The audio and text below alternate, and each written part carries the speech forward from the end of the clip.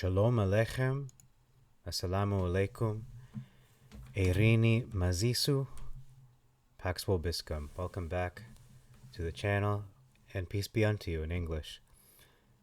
This is Judges chapter 20. There are 48 verses in this chapter, so this might be a lengthy video, but let's get into the important differences here. In verse 1, it says, in all the land of Gilead, versus with the land of Gilead. Okay, so what's the difference here?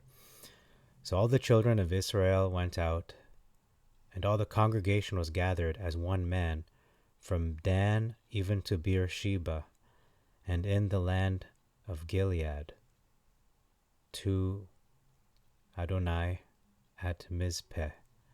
So it says here, they were in the land of Gilead. So that's what it's saying. They were actually in the land of Gilead. They gathered in the land of Gilead, not so much with the land of Gilead joining them. So that's just verse 1. Verse 2, there's an omission of stood before Adonai, or Yod-Heh-Vav-Heh. I'm just going to replace it with Adonai from now on, if I can remember that. Verse 3, significant difference of where versus how. So where did this wickedness take place? So they're asking the question to the children of Benjamin, where did it happen versus how did it happen? Or how was this wickedness?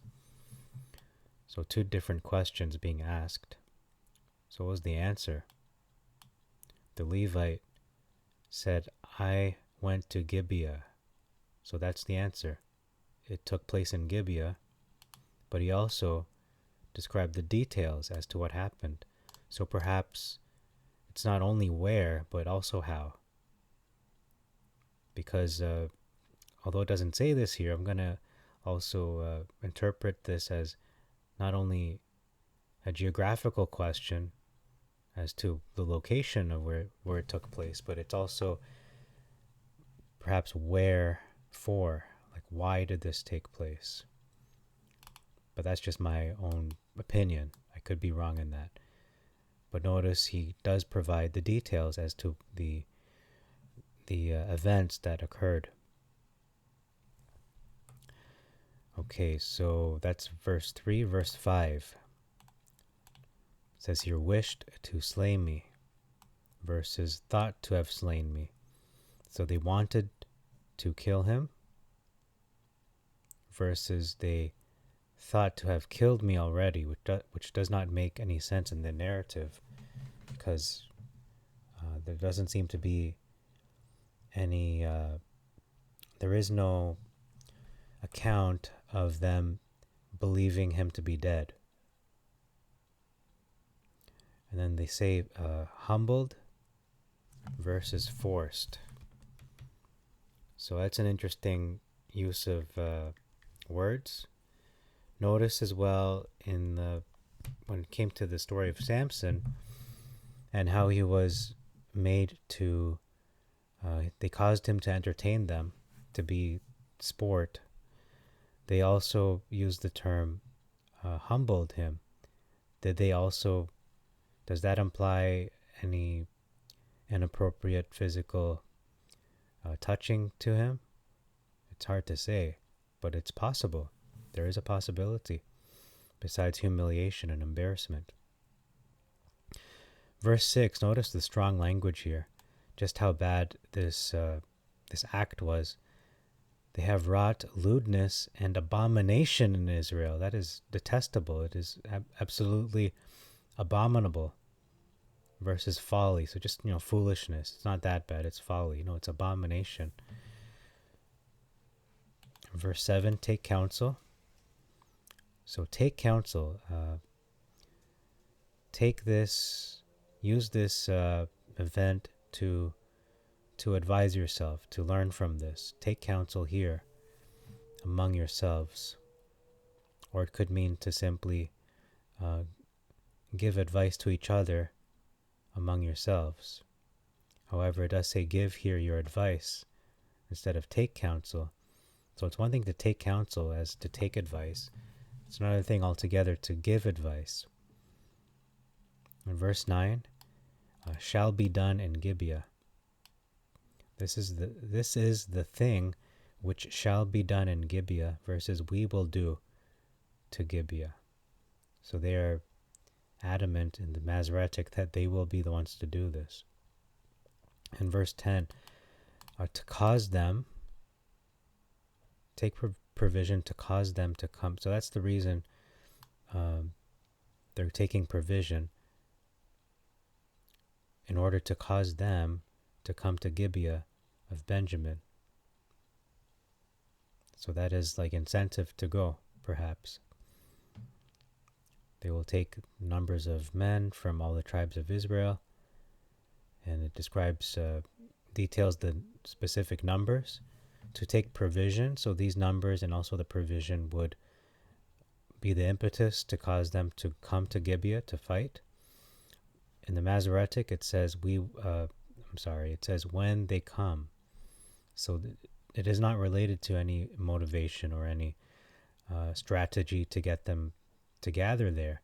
They're simply saying, we're going to do this, gather numbers, these numbers here, and they're going to get food that they may do when they come to Gibeah. So they're going to do these things, and then they'll come to Gibeah. They're just going to come just because they will, not for any motivation or any reasons related to the provision or these numbers here. Verse 11, they gathered to the city versus they were gathered against the city. Not a big difference, but notice they insert the words knit together as one man. It's just a little more poetic, perhaps. In verse 13, we see a continuous difference of transgressors versus the children of Belial. I'm going to look that up. Okay, so I'm going to use this video to look into this relevant question of who are the sons of Belial? Because it does say that multiple times in this book. Actually, children of Belial is being used, and sons of transgressors in the Septuagint. So notice in the Hebrew text, the phrase is either sons of Belial or sons of worthlessness, sons of destruction, sons of lawlessness. The name Belial is also related to Satan, the devil, as well. The Dead Sea Scrolls, you made Belial for the pit, angel of enmity. In darkness is his domain. His counsel is to bring about wickedness and guilt. All the spirits of his lot are angels of destruction. They walk in the laws of darkness. Towards it goes their only desire. So that is very poetic. It's talking about Belial being the leader of the sons of darkness, which is part of the Dead Sea Scrolls.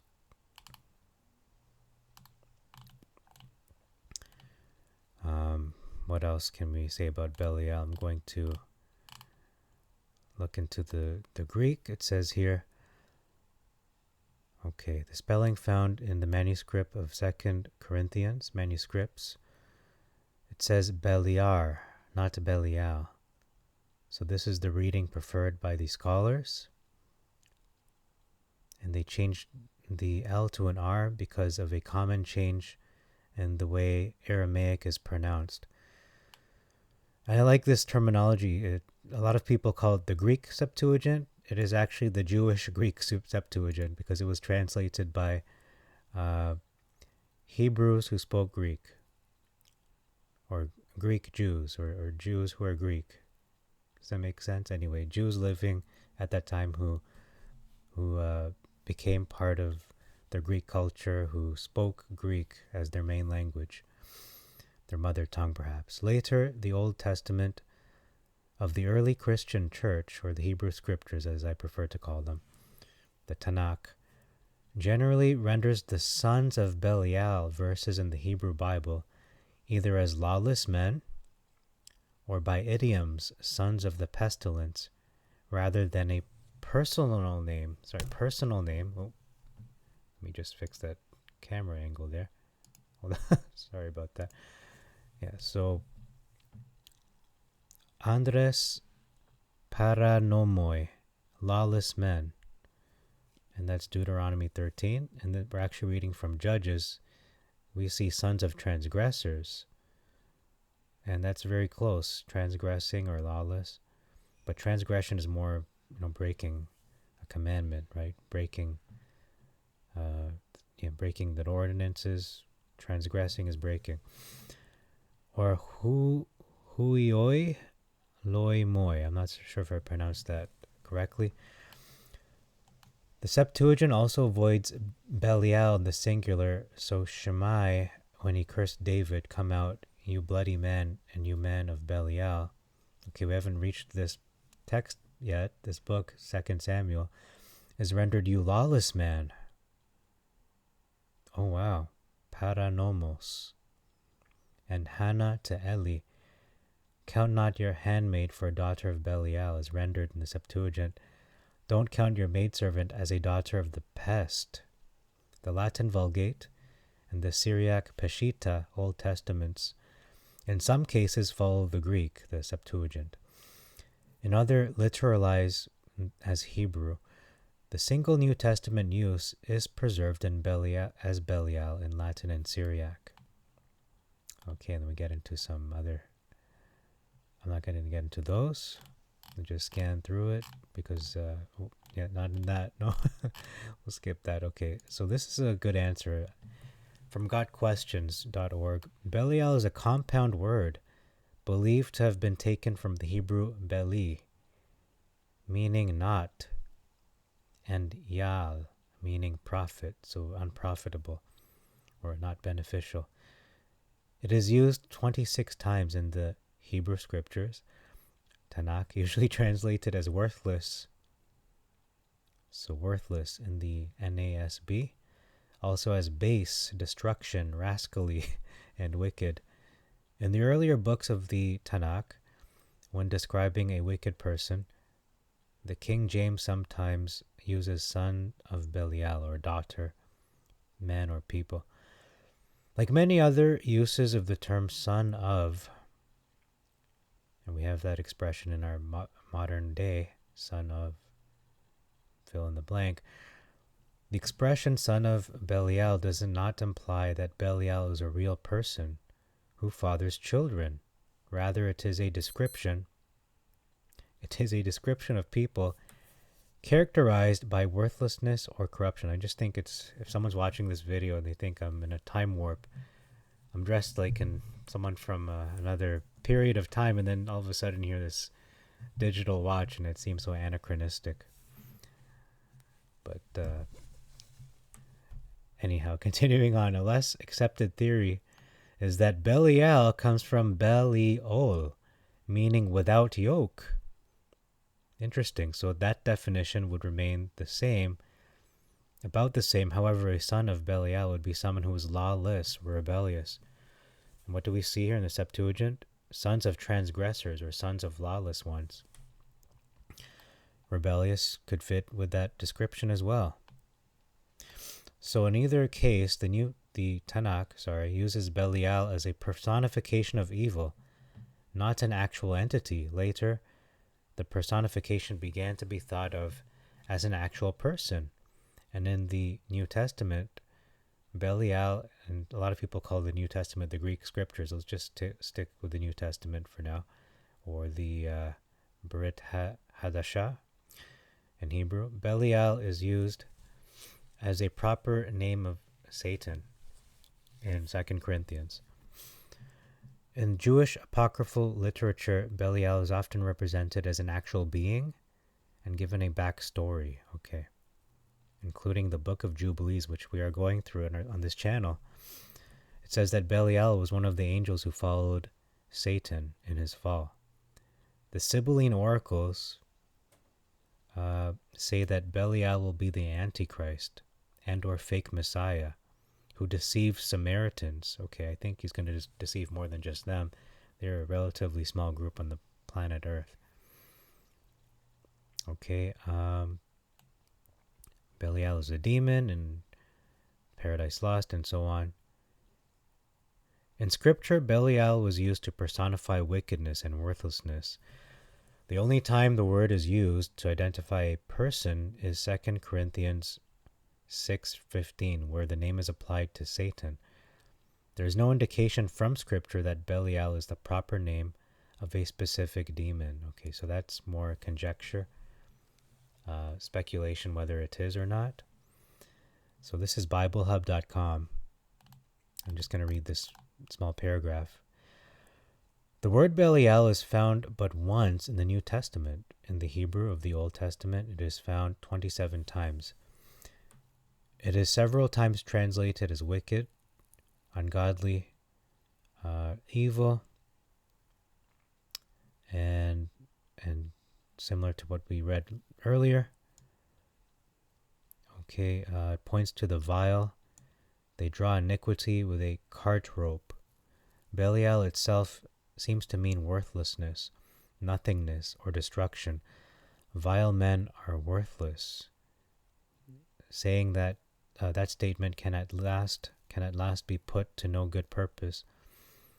I'm sorry, no, I misread that.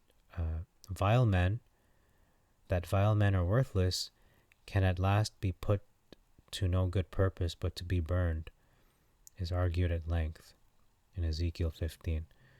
So it talks about these individuals being one who destroys much good, he restores nothing, scatters much wretchedness, makes no one happy, and is dead while he lives. Wow, because he lives to himself. He is a vain, naughty, worthless, wretched being. The Anakims are an extinct race, but the sons of Belial live on and are many. This is strange, but for but few of them live out half their days. Their vices are very wasting, but still they are numerous. David speaks of floods of them in his time, where wicked laws prevail and wicked men are in power. They are spawned by the thousand. When Ahab and Jezebel have sway, the dogs will be licking up the blood. Okay, so that's very poetic, and it's an interesting topic. We're going to close this topic. We're going to continue the video, but I'm going to close this topic with this. It's 4 pages. Belial in the Old Testament. So this Hebrew word, I believe it is Belial, occurs 27 times in the Masoretic text. In the English official translations, the word is rendered Belial in about half the passages, treating it as a proper name, and the other half by some such word as ungodly or wicked. This is due to the practice adopted in the Vulgate. I want to really cover this. I think it's important to go through this topic and this information here. It would seem that in no single instance should Belial be treated as a proper name in the Old Testament. So again, this source also agrees with the previous source. If the Vulgate is wrong in rendering the Hebrew word by Belial, then so are the AV and the RV. The Vulgate and the official EV seem to be alone among versions of the Old Testament in making Belial a proper name. This will be seen by referring to some of the more important versions. In one passage only of the Septuagint is any trace found of a transliteration of Belial. Origen, or is it Origen anyway, refers to Judges 20:13. That's what we're covering today in this video, as though the Greek text contained the words, okay, I can't read that, and some, I believe it's Masoretic or manuscripts, and ancient versions of the Septuagint show a reading of Belial. The Codex Alexandria, I believe that's what it is. For the most part, the Septuagint uses, okay, I cannot read that, I apologize, or a similar word. In 1 Samuel and in Proverbs, as equivalents of Belial. So it uses these Greek words. In Aquila's version, okay, I can't read Greek, so I apologize for that. Symmachus shows more variety, having, okay, these names. Theodotion has that name in addition to the words used by their translators. In one passage, Judges 19:22, he transliterates and has Belial. Okay, so that's lambda. Lambda is an L. It's hard to decipher that. I'd have to study Greek in more in depth. The Graesus Venetus has, I think it's a T for theta. Anyway, I don't know exactly what that says. Tremelius and Junius have nequam or nequissimus.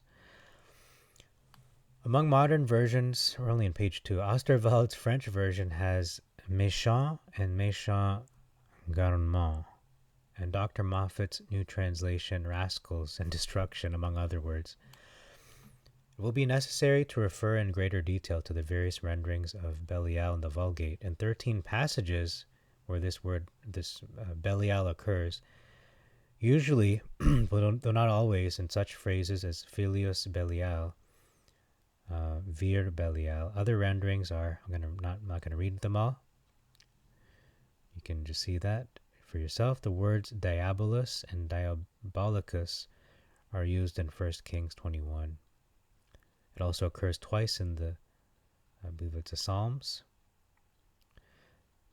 Belial takes the place of the ordinary Vulgate in Justam, page 3 of 4.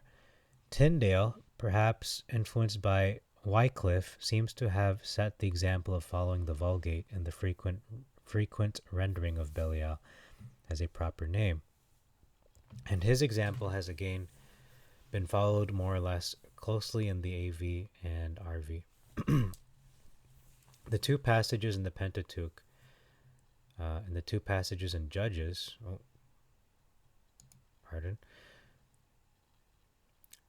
where Belial occurs will serve to illustrate the general but not exact agreement between the Vulgate, the AV, and the RV. So we can see Deuteronomy, Belial, children of Belial, a point of Belial. So those seem to be the Masoretic in any case. In no case has either AV or RV followed Jerome.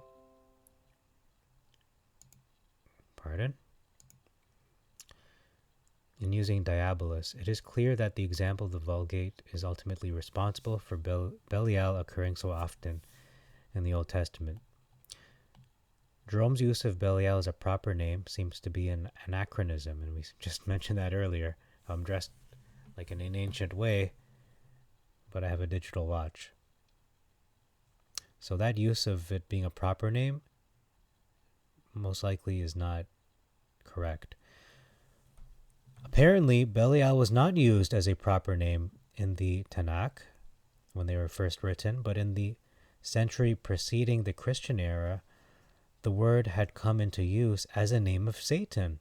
So it was kind of adopted as a way to, as a pronoun of Satan, let's put it that way, a synonym. Jerome imported his own knowledge of the later meaning of the word into his interpretation of the older Hebrew writings. So the word Belial is used by Paul in 2 Corinthians 6:15. Its only occurrence in the New Testament. Interesting. I hope they quoted here. Here the usual explanation is that it is another name for Satan or Antichrist. But in the pseudepigrapha written shortly before and after the beginning of the Christian era, equivalents of the name Belial do occur frequently. The Greek form being both Belial and Beliar. I think that's Beliar. Okay, I think I'm getting it. So that's an L and that's an R. So Belial and Beliar. In the index to Charles's Apocrypha, which will be found a large number of references to the word as occurring in the Book of Jubilees, Testaments of the 12 Patriarchs, as a name of Satan. See these pages there where it is pointed out in the notes that Belial in later pre-Christian Judaism is simply another name for Satan, and the name for Satan has disappeared from Talmudic literature. The conclusion is that in no case should Belial in the Tanakh be treated as a proper name or merely transliterated. Okay, so it should not be treated as a proper name. So the Septuagint seems to be correct in this regard. Its various interpretations are set out in BDB, all based on its etymological meaning of worthlessness. That Jerome deliberately introduced Belial into his revision of the Old Latin text, there seems no reason to doubt. Okay, so Jerome did this on purpose, intentionally. The Old Latin being a mere version of the Septuagint, I'm shocked to hear that, would naturally follow the latter. Okay. In the Septuagint, Belial is not transliterated, but translated into Greek. The use of diabolus in Kings, and particularly in the Psalm, the Salt Heb, I'm not sure what that stands for, confirms the view that Jerome intended to treat Belial as a name of Satan. Nevertheless, the two passages in Judges seem to indicate some hesitation on Jerome's part in introducing Belial as a well-known proper name into his revision. In Judges 19:22, which we covered in the previous video, the Vulgate text is Fili Belial id est absque jugo, unbridled, lawless, as though the name required explanation. In Judges 20:13, which we are covering in this video, Belial is neither transliterated nor translated, but paraphrased in the Latin. Qui hoc malitium perpetrarunt. Okay. The fact remains, however, that Belial frequently and diabolus occasionally does stand for Belial in Jerome's Latin version, and this version is responsible for Belial occurring so frequently in the English versions. The Vulgate we cannot now change. The next English revision should surely not perpetuate what plainly appears to be an error. Okay, so he's saying the English revision should not perpetuate, should not continue what seems to be an error. The Hebrew phrase, I can't exactly read that, should indeed not be rendered literally. I'm going to say that's Belial, isn't it? Maybe not, it's different. Should not be rendered literally at all, but suitable expressions such as base fellow can readily be found as English equivalents of the Hebrew idiom. There are at present too many unnecessary Hebraisms in our English Bible, and the elimination of son of Belial is but one of many similar reforms to be desired. That is quite interesting. So that's the end of that study. So what is the conclusion? That this term, children of Belial or sons of Belial, this is not a proper name, and this was deliberately inserted because, again, the early Christians used the term Belial as a name, as a pronoun to replace Satan, or synonymous with Satan. It would be another name for Satan. Whereas in the Septuagint, it's simply sons of transgressors and many other expressions as well. Okay, so that's verse 13. So that is quite an aside. So we're going to have to put a timestamp pretty much here where we continue the rest of the chapter because we've got quite a bit to go. Still a bit. We have 48 verses. We're only in verse 14. So we dealt with that. I really believe in, I thought that was an important topic to go through and just to make sure that we don't leave that stone unturned. Okay, verse 14. It says here, from their cities, the children of Benjamin were gathered from their cities versus out of the cities.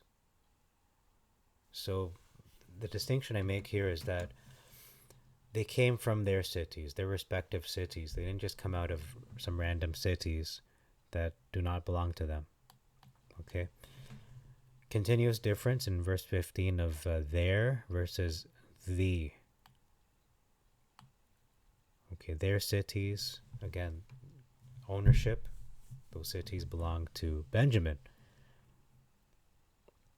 In that day versus at that time, not a big difference there. Here's a numerical difference. We have 23,000 being numbered versus 26,000. And it says in the Septuagint, there were 700 men who were able to use both hands alike, so they were ambidextrous. In the Masoretic, they were 700, but they were left-handed. Okay, it says chosen men, but I do remember reading, oh, there it is, left-handed in verse 16. Verse 18, there's an omission of as leader. So when they ask, Israel inquired of Elohim, who shall go up first for us to fight? Who shall go up for us first to fight? And the answer was Yehuda or Judah. Judah shall go up, or Judah shall go up first as leader. Not just first, but as leader. So that's an important fact, important piece of information as to why they're going up first. They are leading. They're taking the lead in this fight. Verse 22, encouraged, in the Masoretic, strengthened. So you can be strengthened emotionally, such as being encouraged. You can be strengthened physically through food, and strengthened in many other ways, morale and so on. But simply being encouraged seems to be more limited in its scope to be strong. Okay, so they're saying that this word, chazak, also means to strengthen. Okay, verse 26, the word perfect, sacrifices versus peace offerings. And I note here that it is interesting that Benjamin was being given the victory, even though this evil was committed by individuals they were associated with and were protecting, but they were still handing Israel their butts, so to speak. They were winning the battles. That to me is a head scratcher, but it happened for a reason. They were being dwindled their numbers, Israel. Verse 27, they added, inquired of Adonai. Verse 30, before, versus as at other times. Okay, it's not a big difference. I actually should have ignored that. In verse 34, it uses the term severe versus sore. The fight was severe. And it also says that evil, they knew not that evil was coming upon them versus evil was near them. Similar, I have to say that's similar. 35, we have a discrepancy again, potentially. It says 125,000. So does this mean 125,000, or does that mean 25,100? It could be either one. I lean towards the 25,100, however, because that is just a massive number to have 125,000. It doesn't make logistic sense when you read about the censuses being taken during in the scriptures anyway, as to how big Benjamin was. But this is talking about the children of Israel destroyed of the Benjamites that day. Yeah, so if they destroyed 125,000, they're probably all gone, or most of them anyway, but they still had remaining army. They had a remnant. Whereas the Masoretic does say 25,100. Verse 36 and verses 4. The children of Benjamin saw that they were smitten, and the men of Israel gave place to Benjamin. So we see the strategic action being used here. They gave them room in order to ambush them. Versus Benjamin saw that they were smitten, for the men of Israel gave place to the Benjamites. So they were smitten because Israel gave place to them. So one is saying this is cause and effect. Because Israel gave the Benjamites room, they gave them place. That's why they were smitten. Whereas in the Septuagint, it is simply part of the narrative. They're not related. Benjamin saw they were smitten, and then men of Israel gave place to Benjamin because they trusted in the ambush, and so on. So as you can see, they're not connected in the Septuagint, and it doesn't make sense for them to be connected, in my opinion, anyway. Verse 37, it says here, there's an omission of when they retreated. And when they retreated. So we don't see any evidence of them retreating in the Masoretic. So that's an important fact if you're, for example, a war historian looking at ancient civilizations and their warfare. You want to be privy to this information that there was a retreat. They did retreat in battle. Significant difference as well in the same verse. It says came forth. The whole ambush came forth. They came out of their hiding places. They went forward. They pushed forward versus they drew themselves along. So that could be, I'm going to leave it open to interpretation, but one interpretation could be potentially drawing along the walls. So not in you're not in full view, you're doing so stealthily. You're moving forward stealthily. They could be moving forward stealthily in the Septuagint as well, but drawing along has many connotations. But coming forth simply means going forward, coming out of their hiding places.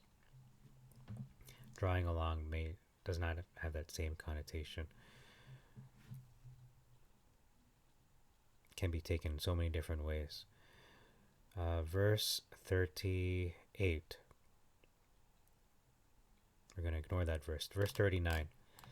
And the children of Israel saw that the liers in wait had seized Gibeah, and they stood in line of battle. So you can see an order here. There's an order to their formation, perhaps. Verses, and when the men of Israel retired in the battle. Okay, so where did they retire in the Septuagint? They had seized Gibeah. Okay, this is not the same at all. Yeah, that is, I'm going to call this a significant difference. So, in the Septuagint, the children of Israel actually seized Gibeah. They captured Gibeah, and they stood in line of battle. The children of Israel did. Whereas in the Masoretic, children of Israel retired in the battle. So who to believe here? Who are the liars in wait? Those are the children of Israel. That's part of their strategy.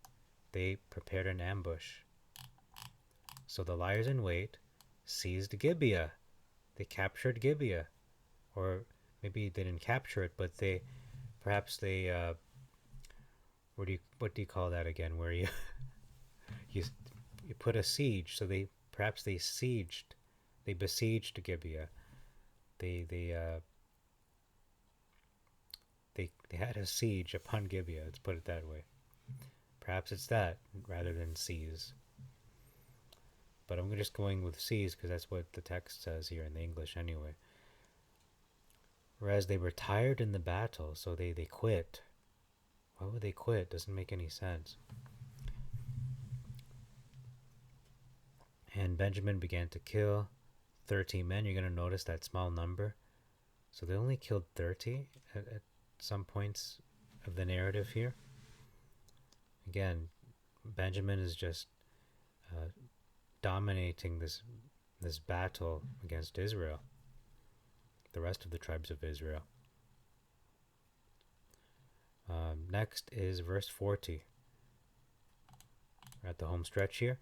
Destruction versus flame. So, was this an actual large flame? Well, there seems to be a need for flame in order to have smoke. There's no smoke without fire. But the emphasis in the Masoretic is that it is a flame, whereas the emphasis in the Septuagint is that it is destruction.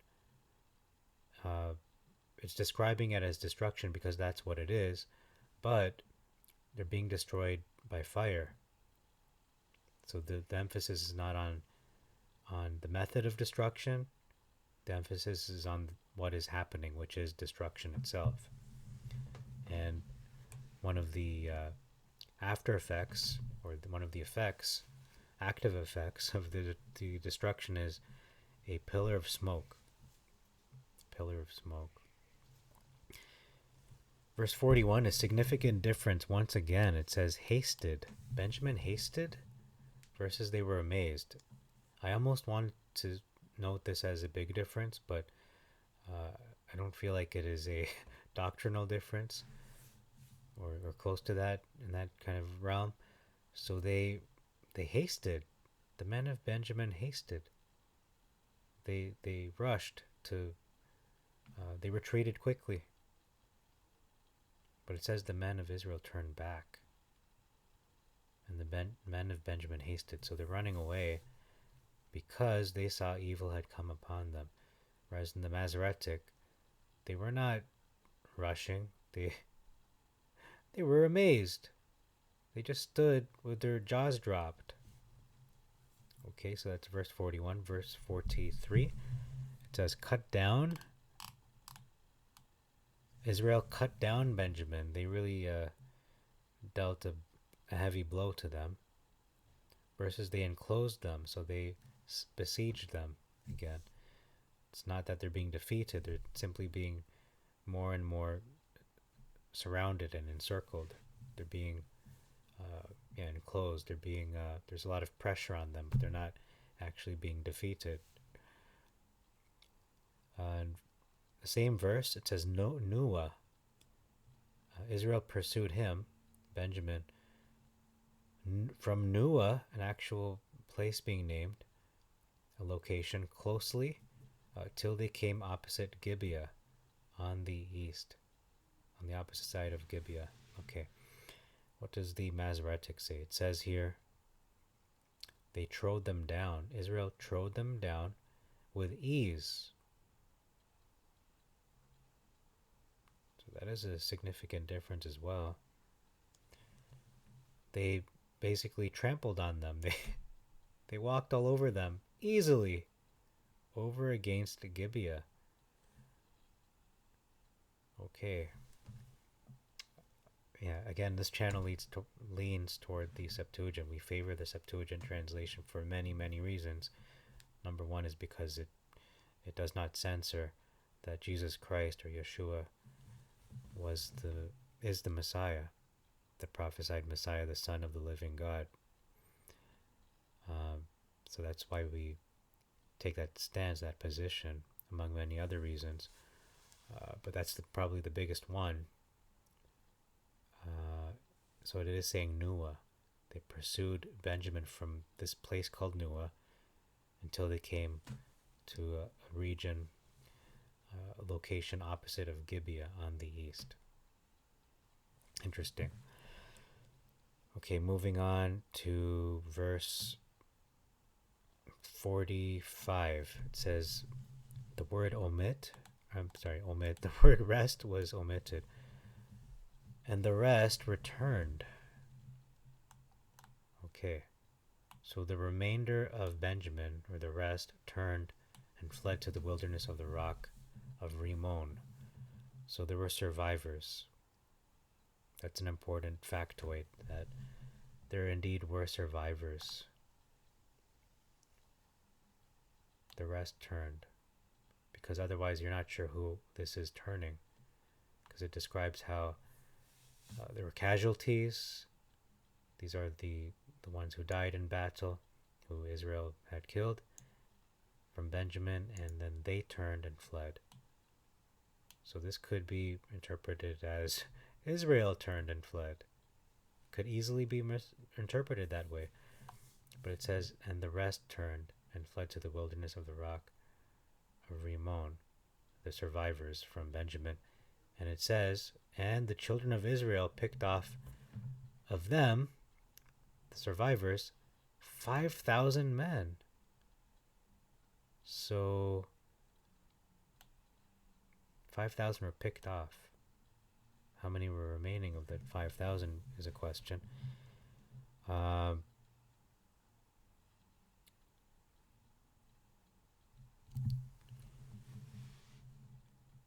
They went down after them as far as Gedan, or Gidom, and they smote of them 2,000 men. Okay, what else? And I ask a question here regarding verse 47. I omit this verse. Actually, I don't admit it. I'm going to cover that. It says here, verse 47,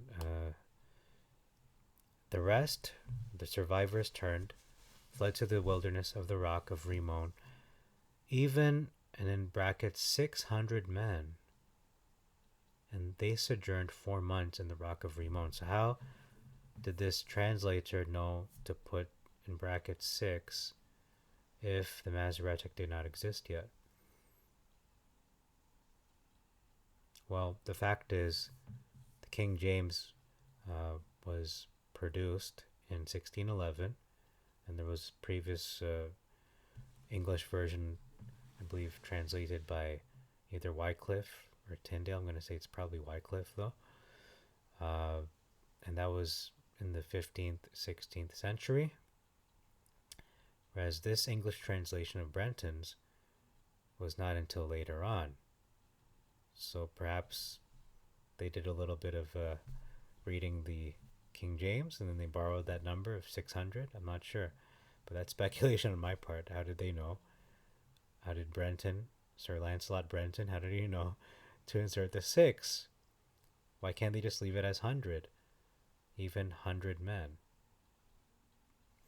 Okay, maybe the answer will be in the next chapter regarding this question. The last verse, it's been a long video, but we are getting to the home stretch, and we are right at the last verse now. From the city of Methla, even to the cattle. Okay, so the children of Israel returned to the children of Benjamin and killed them, smote them with the edge of the sword.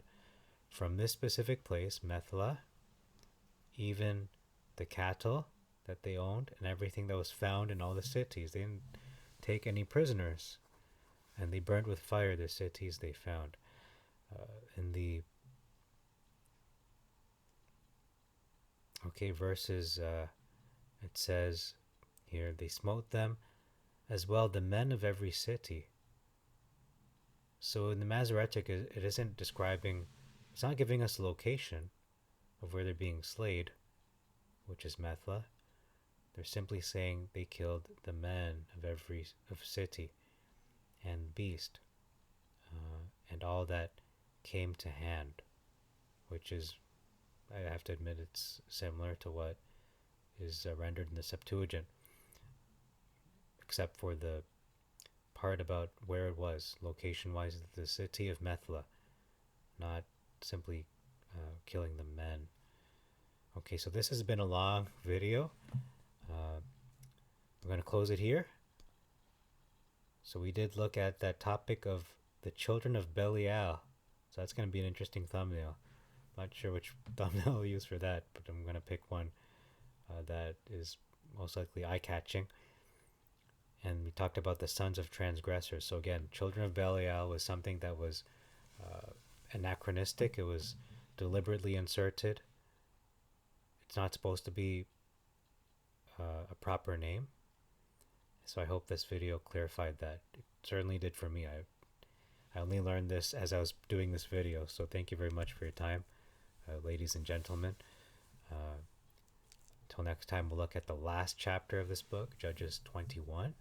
Most likely we'll cover that tomorrow, which is technically today because it's the evening. So we'll cover that in either the daytime portion of today or tomorrow evening. So having covered all this thus far, I bid you all Shalom Aleichem, Assalamu Alaikum, Eirini Mazisu, Pax Vobiscum. I doubt anyone speaks Latin, but I'm just going to use it anyway. It is a scriptural language. And peace be unto you. Till next time, I bid you Maranatha. May the Lord Jesus Christ return. Amen.